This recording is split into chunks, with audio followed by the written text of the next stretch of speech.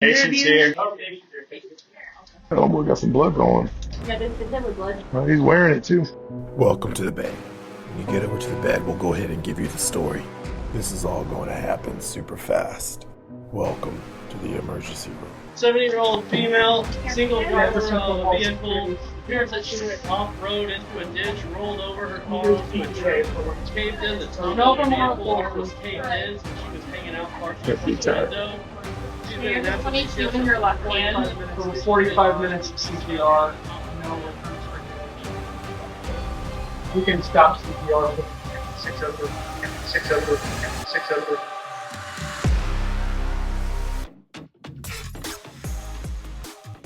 Today we are stepping into the storm. Hey, that's one way to put it. It really is the only way to describe it. We are tackling one of the most dynamic, chaotic, and biologically aggressive periods of human development. You're talking about adolescence. Exactly. That shaky bridge between childhood and adulthood, spanning roughly ages 11 to 20.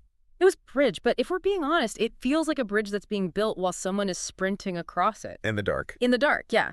You have these massive physiological changes, a desperate, sometimes frantic search for identity, and a brain that is literally rewiring itself in real time. It's a fascinating mess. And for our listeners today, specifically the nursing students and the pros gearing up for the NCLEX or those intense clinical rotations, this isn't just a trip down memory lane to our own awkward high school years. No. We have a very specific mission. We are conducting a high-yield, exam-focused review. Exactly. We've pulled from the 2025 CDC immunization schedule, the gold standard charts for pediatric vital signs, and, the heavy-hitting chapters on adolescent growth and development. Our goal here is to apply the Pareto principle. The famous 80-20 rule. Right. We want to identify the 20% of the information, the absolute core concepts, that will help you answer 80% of the exam questions and, frankly, keep your patients safe when you're on the floor. And that's so important because the role of the nurse really shifts here. It totally does. You aren't just managing the parent anymore like you would with a toddler or an infant. Right. You are empowering a patient who looks like an adult but is still very much under construction. So let's dive right into the numbers. Let's start there. Segment 1 is our baseline. Vital signs and pain assessment. The fundamental. The fundamentals. When you walk into a room to assess a 15-year-old, the landscape has changed significantly from early pediatrics. What are we expecting? The general rule of thumb, and if you need a mental anchor to keep you grounded during an exam, this is it, is that by late adolescence, so usually age 13 and up, the vital signs align very closely with adult norms. Okay, so they're basically adults, physiologically speaking. Pretty much. The physiology has matured enough to resemble a full-grown adult, which is a relief in some ways, less memorization. So we're done with the rapid-fire heart rates of infancy. Oh, long gone. We are. If we look at the charts, the heart rate for an adolescent, say ages 13 to 18, it settles into that familiar adult range of 50 to 100 beats per minute. And what's the why behind that? Why does it slow down so much from, say, a 2-year-old? It's all about efficiency. The heart muscle itself is larger, it's stronger, so the stroke volume, the amount of blood pumped with each beat, is much more efficient. It just doesn't need to beat as fast to perfuse the body. Makes sense. And respirations follow the same trend. They do. They slow down too. We're looking at a pretty calm 16 to 20 breaths per minute. Yeah, now compare that to a toddler who might be breathing at 24 to 40 times a minute. It's a significant drop. But, there is one number that trends in the opposite direction. It goes up. Blood pressure. Right. Correct. Right. And it's really important for your clinical practice to understand the why here, not just memorize the number. So what's happening? As the child grows into an adolescent, two things happen. Muscle mass increases dramatically, and the size of the entire vascular bed, all the arteries and veins, it just gets bigger. Yeah. It's a larger system. Like going from a small town's plumbing to a city's. That's a great analogy. To pump blood through that larger, more complex system, the pressure naturally has to go up. So for an adolescent, we want the systolic to be less than 120 and the diastolic less than 80. So basically, standard, healthy adult limits, no special charts to memorize there. Precisely. And here's the clinical pearl, the high-yield takeaway. Okay. If you see a systolic over 120 in a calm teenager, that warrants rechecking. Do not just assume it's white coat syndrome or stress from the visit. You really have to investigate. You have to. Hypertension in adolescence is becoming increasingly common due to, diet, lack of exercise, all the modern lifestyle factors. Treating a high reading as a red flag is absolutely crucial. And what about temperature? Anything special there? Not really. The mean is around 36.6 degrees Celsius or 97.9 degrees Fahrenheit. Pretty standard stuff. Okay, so that's the vitals. Pretty straightforward. Let's unpack pain assessment. This is always a tricky one on exams because you have to pick the right scale for the right cognitive level. It is, but for this demographic, it's actually simpler than with younger kids. The gold standard, the one you should reach for first, your default, is the numeric scale. The 0 to 10 scale. The 0 to 10 scale. If the patient is 5 years or older, and certainly by adolescence, they have the cognitive capacity to understand that abstract concept and rate their pain from 0 to 10. Can we trust them? I mean, what if a kid is on their phone laughing with a friend, but tells you their pain is a 9? We trust them. Self-report is the most reliable indicator of pain, period. That's a big one. I cannot stress this enough for the exam and for practice. If a 16-year-old is playing on their phone but tells you their pain is an 8 out of 10, you treat the pain as an 8. So you ignore the behavior. You don't judge the behavior, you treat the report. That phone could be their only coping mechanism, their only distraction from that 8 out of 10 pain. Document the behavior, sure, but treat the number they give you. That's a fantastic point. But what if you have an adolescent with, say, a cognitive impairment or maybe a severe language barrier? Then you have to adapt. Of course, you might fall back on the faces scale, the one with the 6 cartoon faces. That's still valid for ages 3 and up, and if they have trouble with numbers or just prefer it, it's a great tool. And if they're completely non-communicating? Then you're moving to an observational checklist. Often it's the FLACC scale face, legs, activity, cry, consolability adapted for older children. You observe them for a set period, usually about 10 minutes, and score them based on what you see. But for your typical, neurotypical 16-year-old? Just ask them the number. Don't overcomplicate it. Give them the agency to report their own experience. Got it. 0 to 10 is the way to go. Let's move to segment 2. This is the big one. Puberty and physical development. The biological sequence. Yes. And I feel like exams love to ask about what happens first. They absolutely do. And this is where you need to separate the boys from the girls, literally. The timelines are different, the markers are different, and the social implications are really different. It all starts in the brain, though, right? Always. It's a hormonal cascade. The hypothalamus wakes up and starts releasing GnRH, that's gonadotropin-releasing hormone. And that's the starting pistol. That is the starting pistol. It tells the pituitary gland, hey, time to go. And the pituitary releases FSH and LH follicle-stimulating hormone and luteinizing hormone. Which then travel down to the gonads. Exactly. And the gonads' ovaries in females, tests in males, start pumping out estrogen and progesterone or testosterone. And that's when you start to see the visible signs. Okay, let's start with females. What is the absolute first high-yield, gotta-know-it for the test sign a nurse should look for? It's called THELARCH. THELARCHE. THELARCH. That's breast budding, a small, tender lump under the nipple. It typically happens between ages 9 and 11. This is the herald of puberty for girls. And menarche, the first period, that comes later. Right. And this is a super high-yield timeline to memorize. Menarche usually occurs roughly 2 to 2.5 years after breast development begins. The average age in the U.S. is around 12.8 years. So if a parent brings in their 10-year-old who has started developing breasts, you can give them some anticipatory guidance. You can, and you should. You can say, this is perfectly normal, and you can expect your period to start in about 2 years. It prepares them, reduces anxiety, and makes you look like a superstar. Is there a connection between getting your period and growing taller? I hear this question a lot. A huge one. And this is a classic exam trap. Once menarche hits, the estrogen levels cause the growth plates, the epiphyseal plates in the long bones, to start to close. So the window for growth starts to shut. Exactly. Height growth usually ceases about 2 to 2.5 years after that first period. They might get another inch or so, but the major growth spurt is over. So let's make that a clinical scenario. A mother asks, my 15-year-old daughter started her period at 12. Will she get any taller? The evidence-based answer is likely no. She has probably reached her adult height. That can be a tough conversation if the expectations aren't managed, but physiologically, the window has closed. That's fascinating and incredibly useful. Now, what about the boys? Males mature later. The whole process is delayed by about 2 years compared to females. What's the LARCH? What's the very first sign for them? Testicular enlargement. This is considered Tanner stage 2. And that's not something a parent is likely to notice? Usually not. It's often subtle, but it's the first thing that happens, and it precedes the big growth spurt. A provider will assess this during a well-child check. And when does their growth spurt hit? Later than girls. Usually between 10.5 and 16 years old, but it peaks much later, around 13.5 to 17.5. Which creates that classic awkward middle school phase. The phase where all the girls are towering over the boys at the school dances. I remember that phase well. We all do. And then over one summer, the boys shoot up and their voices drop. That voice deepening is from laryngeal growth caused by testosterone. Okay, there's one specific thing for boys that I know nurses need to be prepared to discuss. Nocturnal emissions. Sweet dreams. Yes. This is a normal physiological event that happens during late puberty. It's a sign the reproductive system is maturing. But it can be incredibly embarrassing for them. Extremely. And confusing. And they won't ask about it. That's why anticipatory guidance is key. During a checkup, you find a private moment and you tell them, hey, as you're growing, you might start waking up sometimes and notice your pajamas are wet. This is totally normal. It has a name, and it means your body is working the way it's supposed to.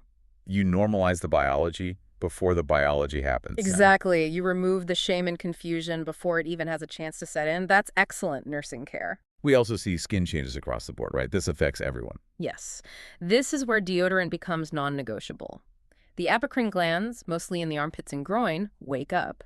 So you get body odor. And then there's the face. And then the face. The sebaceous glands go into overdrive, which gives us acne, face, back, shoulders. It can be anywhere. And we shouldn't dismiss acne as just cosmetic. Absolutely not. For a teen whose entire world revolves around pure acceptance and identity, severe acne can be a major psychosocial stressor. It can lead to depression and social isolation. So we take it seriously, we assess it, and we refer to dermatology when needed. Okay, so we've got the body changing at a breakneck pace. Let's shift to the mind. Segment 3, cognitive and psychosocial development. Who are the big theorists we need to know for our exams? You cannot pass a nursing exam without knowing Erik Erikson. Erikson, of course. For adolescents, the stage is identity versus role confusion. Who am I? That is the central question, exactly. The primary developmental task is developing a sense of self that is separate from their parents. They're trying to figure out where they fit in the world, what they believe, who they want to be. And this doesn't happen all at once. It happens in phases, right? It does. We can break it down into early, middle, and late adolescence, and the focus shifts in each stage. So let's start with early adolescence, say 11 to 14. What's their main focus? The body. They are preoccupied with the physical changes of puberty. Am I normal? Am I growing too fast, too slow?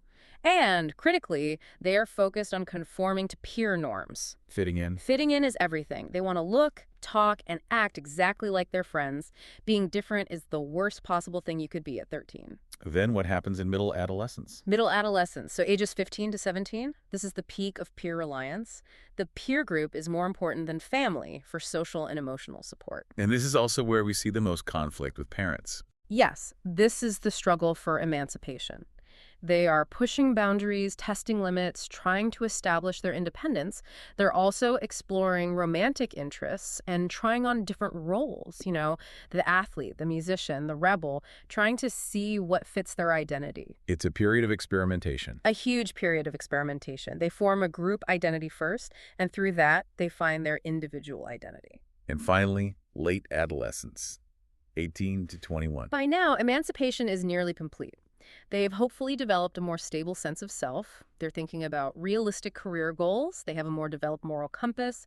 And their relationship with parents often shifts from authority figure to something more like a partnership or mentorship. Okay, so that's Erikson, identity versus role confusion. Now, what about Piaget? How are they thinking? They're entering the final stage, formal operations, which means they can think abstractly. This is a huge leap. They can think about the future, about possibilities, about concepts like justice and morality. They're not just stuck in the concrete here and now like a younger child. They can hypothesize. But there's a huge catch, isn't there?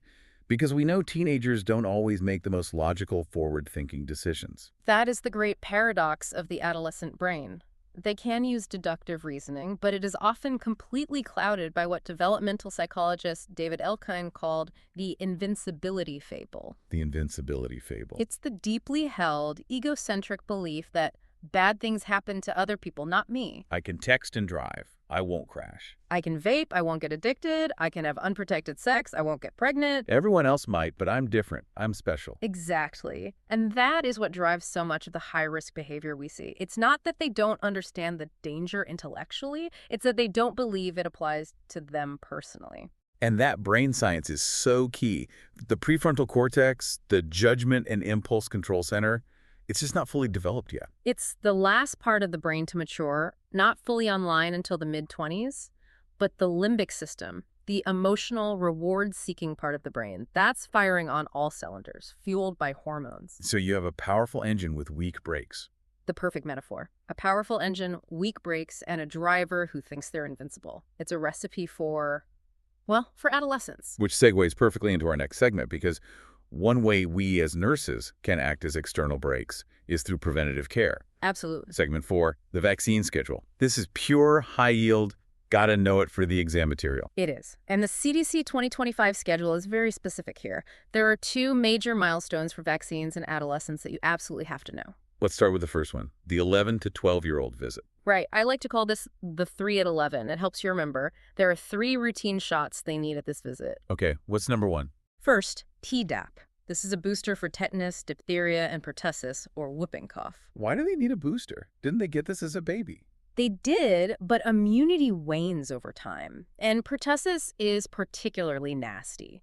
A teen might just get a bad cough, but they can pass it to a newborn baby who can't be vaccinated yet.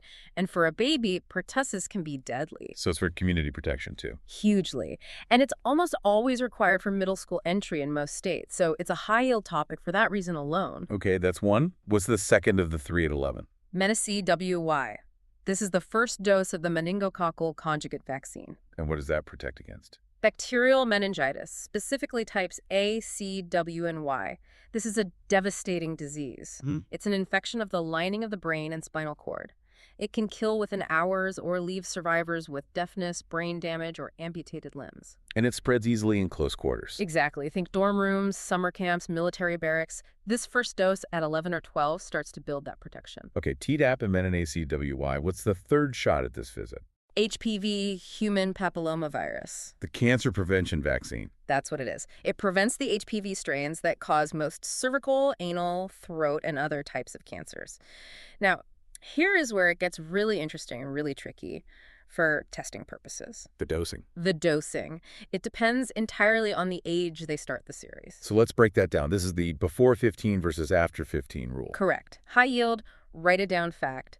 If the child starts the HPV series before their 15th birthday, they only need 2 doses. And the timing on those 2. You give the first one today and the second one 6 to 12 months later. Simple. Okay, but what if they wait?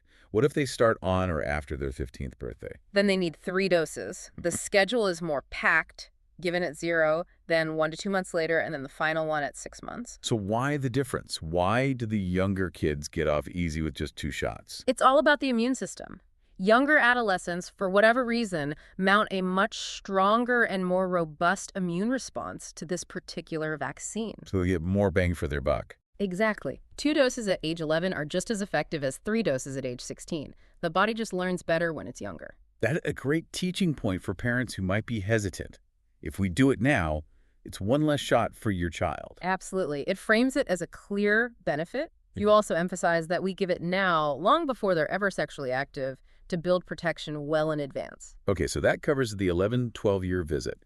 Now, fast forward a few years, there's another key vaccine milestone. Yes, at age 16. This is the second milestone, often called the Sweet 16 booster. What do they get then? They get their second booster dose of MenACWY. The meningitis vaccine again? Why a booster? Because that protection from the first dose starts to wane and their risk is about to spike. Ages 16 to 21 are the highest risk period for meningococcal disease. Because they're heading off to college. They're heading off to college, living in dorms, sharing drinks, being teenagers. That booster is absolutely essential to bridge that high-risk gap. Now, I see Men B on the schedule too. For meningitis B, is that routine? This is a very common exam trap. MenACWY is routine for all adolescents. Men B is not. Okay, so what's the recommendation? It's based on something called shared clinical decision-making for healthy adolescents age 16 to 23. Meaning the nurse, the doctor, the patient, and the parents talk about it. Exactly. You discuss the risks and benefits. MenB is not as common as the other strains, but there have been outbreaks on college campuses, so it's not mandatory for everyone, but it is preferred for administration between 16 and 18 if the patient and provider decide the risk warrants it. Got it. So for the test, routine is men-ACWI. Shared decision is men-B. You got it. And last thing on vaccines, always check for catch-up. Don't assume anything. Never assume they're up to date just because they made it to high school. Did they finish their 3-dose Hep B series as a baby? Did they get 2 doses of varicella for chickenpox? Did they get their Hep A series? If they missed those as kids, you catch them up now. Moving on to segment 5, and this is a heavy one. Safety and mortality. We talked about the invincibility fable. What is actually killing adolescents? If you look at the CDC mortality data, it is tragic, but it is crystal clear. The #1 cause of death for this age group is unintentional injury. And that's a broad category. It is, but the vast majority of that is one thing. Motor vehicle accidents? MVAs. Is it just inexperience? Speeding. It's a combination. It's inexperience, it's speed, it's alcohol, and it is overwhelmingly distracted driving. Phones, of course. But the single biggest risk factor, even more than their own phone use, is having other teens in the car. The peer passengers. Yes. The data is shocking. The risk of a fatal crash increases exponentially with each non-family peer passenger in the car with a teen driver. It's the ultimate distraction. So the nursing guidance here is what? It's all about anticipatory guidance. You talk about seatbelts, no texting, but you also talk to the parents and the teen about graduated driver licensing rules. Most states have them. Rules that limit night driving or the number of passengers. Exactly. We enforce those rules because we know that passengers kill teen drivers. It's that simple. Okay, that's #1. The next 2 causes are grim. They are homicide and suicide. According to our source text, homicide is the second leading cause of death for this age group, and it primarily involves firearms. What's the nurse's role there? It's assessment. You're screening for risks. Is there gang involvement? Are there weapons in the home? Is the child being bullied or showing signs of aggression? It's about identifying risk and connecting families with resources. And suicide is 3rd. Correct for the 10-19 demographic. Though we all know that anecdotally and from the news, those rates are trending sharply upward. As nurses, we are on the front lines and we must assess for this. What does that assessment look like? It feels uncomfortable to ask about. It can be, but you have to push past the discomfort. You have to ask directly. You cannot use euphemisms like, are you feeling sad? You have to say, have you had any thoughts about hurting yourself or ending your life? Just be direct. Be direct. It does not put the idea in their head. It opens the door for them to talk. You look for red flags, a sudden drop in school performance, withdrawal from activities they used to love, giving away prized possessions, drastic mood swings. And we know certain populations are even higher risk. Yes. We know that LGBTQ+ youth are at a significantly higher risk, often due to social stigma, family rejection, and isolation. It's our job to create a safe, affirming space for them to talk. Okay, let's talk about substances. Vaping and e-cigarettes seem to be everywhere. It is the new epidemic for this generation, and the marketing is so insidious, making it look harmless and fun. But it's not. It is not. Nicotine is a neurotoxin, and it profoundly affects the developing adolescent brain, specifically the parts responsible for attention, learning, and impulse control. It literally primes the brain for a lifetime of addiction. And there's the old standby, alcohol. Alcohol, of course. The big risk there is binge drinking. Again, that prefrontal cortex isn't working well, so they don't have that off switch. So how do you talk to a 16-year-old about this? Telling them you'll get liver failure when you're 50 doesn't seem to work. No, because they are invincible, remember. 50 is a million years away. You have to focus on the immediate, socially relevant consequences. Like what? Vaping gives you bad breath and stains your teeth. Alcohol makes you lose control and do something embarrassing in front of your friends that could end up on social media forever. You appeal to their vanity and their social standing. That works far better than long-term scare tactics for this age group. That is a brilliant tip. Leverage the peer pressure for good. Let's lighten it up a bit with segment 6, health promotion and the nice-to-know details. Let's talk food. Nutrition is huge because they are in a period of growth second only to infancy. They need increased calories, they need increased protein for all of that new muscle. And any specific minerals? 2 are absolutely critical, calcium and iron. Okay, why calcium? Bone density. About 45% of a person's total skeletal mass is added during adolescence. This is the one and only window they have to build strong bones for life. If they don't get enough calcium now, their risk for osteoporosis later in life is much, much higher. And iron. For two different reasons. For females, it's because of menstruation. They are losing iron-rich blood every single month. They're at high risk for iron deficiency anemia. And for males. For males, it's because of the massive increase in muscle mass. Muscle requires iron to function properly. So both sexes need more, but for different physiological reasons. What about sleep? I feel like every teen is famous for sleeping in until noon on Saturdays. And biologically, they need to. Their circadian rhythm actually shifts during puberty. It's a real documented phenomenon called a sleep phase delay. Their brains don't start producing melatonin until later at night. So they naturally want to stay up later and sleep later. Yes, but school starts at 7:30 a.m., so there's a huge mismatch. They still need, on average, about 9 hours a night. Which basically no teenager gets. Almost none. And chronic sleep deprivation impacts everything. Their mood, their school performance, their risk-taking behavior, their immune system. So what's the nurse's role here? Encouraging sleep hygiene. Number one rule, no screens in the bedroom. That's a tough sell. It is, but it's critical. The blue light from phones and tablets suppresses melatonin production, making it even harder for them to fall asleep. So consistent bedtimes, a cool, dark room, and no phones. Great advice. Okay, let's hit our final segment. Segment 7, common exam traps and clinical pearls. These are the things that trip students up every time. Trap number 1, and it's a big one, confidentiality. The parent in the room problem. Exactly. The rule is this. You must, at some point during the visit, interview the adolescent without the parent present. You need to ask about sensitive topics, sexuality, drugs, alcohol, mental health. They will not be honest with mom or dad sitting there. But there's a limit to that confidentiality. Yes. And this is the key. If they disclose that they are a danger to themselves or to someone else, if they are suicidal or homicidal, confidentiality must be breached to ensure safety. You have to tell the parent and get them help. Safety always trumps privacy in that case. Okay, trap number 2. Growth cessation. We talked about it, but it bears repeating. Don't expect a 16-year-old female to grow much taller if she had menarche at 12. The growth plates are likely closed. Don't give false hope. Trap number 3. HPV dosing. I see students miss this all the time. Just burn it into your brain. Before 15 equals 2 doses, after 15 equals 3 doses. It is a simple cutoff, but it's so easy to forget under pressure. And trap 4. Men B versus Men CWY. Remember, Men CWY is routine for everyone. Men B is a shared decision, risk-based conversation. Do not get them swapped on the test. They will absolutely try to trick you on that. So if you remember nothing else from this entire deep dive, what's the one thing you want our listeners to take away? If you remember nothing else, remember this. The adolescent brain has a powerful engine but very weak brakes. Their emotional, reward-seeking limbic system is fully developed, but their prefrontal cortex, the center for judgment, impulse control, and long-term planning, is still under major construction until their mid-20s. So what does this all mean? We've covered the numbers, the hormones, the risks, the shots. How do we tie it all together? Adolescence is a perfect storm. You have the rapid physical growth of an infant, the emerging hormonal drive of an adult, and the dangerous risk-taking behavior driven by that invincibility fable. And it all comes back to that brain development. That prefrontal cortex just isn't online yet. Exactly. The emotional center, the amygdala, is fully firing, but the control center, the CEO of the brain, is lagging way behind. So as a nurse, you have a unique role. What's that? You act as the external prefrontal cortex. I love that. We provide the judgment they don't have yet. Yes. Through our anticipatory guidance, we are the ones saying, wear your seatbelt. We give them the vaccines to protect them from future harm they can't conceptualize. We screen for depression they might not recognize.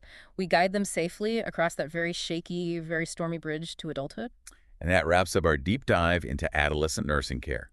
Check the show notes for the vaccine tables and the vital signs chart we talked about.